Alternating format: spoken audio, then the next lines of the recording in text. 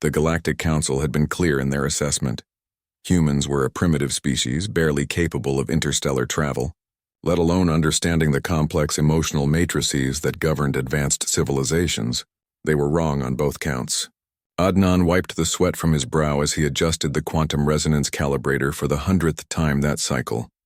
The Resilience, humanity's first deep space exploration vessel, hummed with barely contained energy around him. 3 years into their mission beyond the outer rim, they'd encountered 17 different species, traded with 12, and somehow managed to avoid starting any wars, a feat that impressed even the most seasoned galactic diplomats. "The neural interface is acting up again," came a voice from across the engineering bay. Nihal emerged from behind a wall of circuitry, her dark hair escaping from its regulation tie, oil smudged across her cheek. She'd been working on the alien communication array for 14 straight hours. Adnan set down his tools and walked over to where she stood, frustration evident in every line of her posture. The communication array was a hybrid of human engineering and Zephyrian biotechnology, a masterpiece that had taken them 8 months to develop. It allowed real-time translation not just of words but of emotional context, cultural nuances, and even biochemical states. No other species had managed to create anything quite like it. "Here, let me take a look," Adnan said, moving beside her. Their shoulders brushed as he leaned in to examine the bioneural connections. "You know, you've been pushing yourself too hard lately, sweetheart." The word slipped out naturally, the way it did when they were alone in the engineering bay, away from the formal protocols of ship life. But something unusual happened.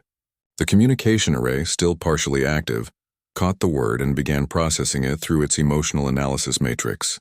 Nihal turned to look at him, and for the first time since he'd known her, he saw her blush.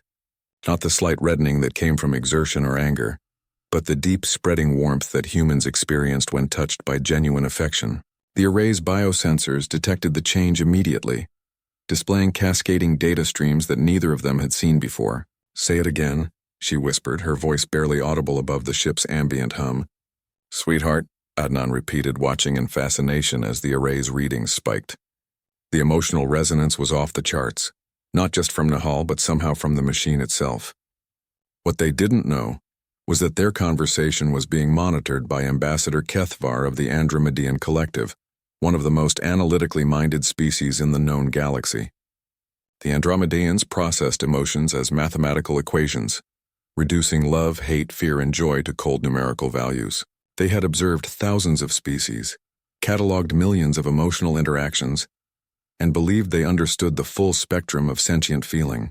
They had never encountered anything like what they were witnessing. Kethavar's tentacles writhed in confusion as his sensors recorded the impossible. The human emotional output wasn't just affecting the other human, it was somehow resonating with the biotechnology itself. The Zephyrian neural tissue in the communication array was responding to the human emotional state as if it were alive, as if it could feel. "This is unprecedented," Kethvar transmitted to his research team. "The humans are generating emotional fields that transcend species barriers. They're not just communicating with each other, they're communing with technology." Back in the engineering bay, Adnan and Nihal were discovering something remarkable. The communication array wasn't just translating their emotions, it was amplifying them, creating a feedback loop that seemed to enhance their connection. When Adnan called her sweetheart again, the array pulsed with warm golden light, and Nihal felt not just his affection but something deeper, a resonance that seemed to echo through the ship's entire neural network.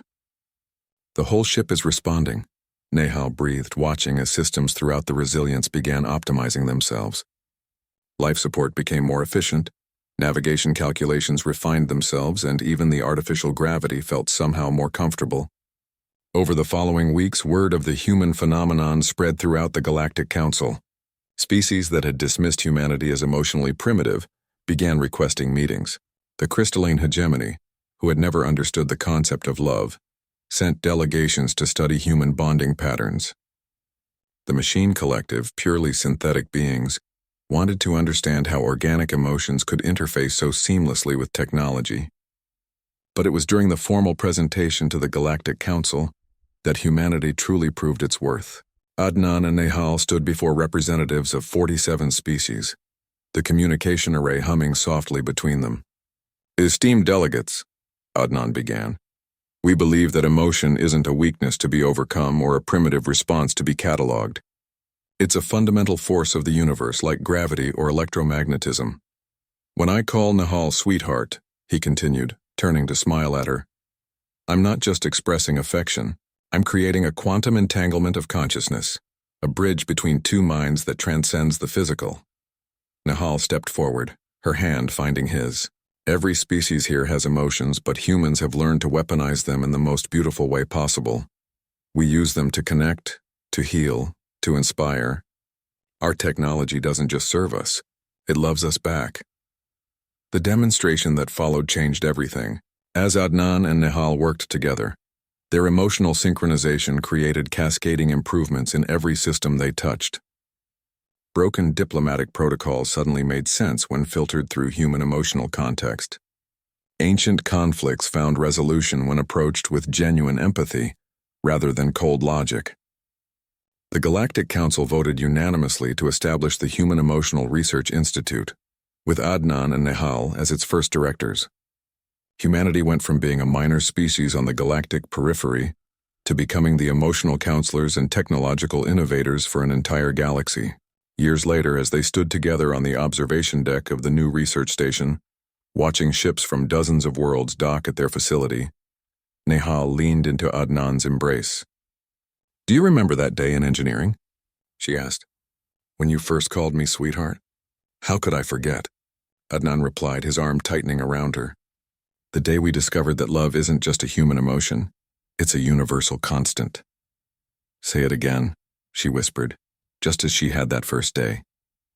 Sweetheart, he murmured against her hair, and somewhere in the station's neural network, alien technology hummed with contentment, proving once again that humanity's greatest strength wasn't their intellect or their determination. It was their infinite capacity to love and to teach the universe to love them back.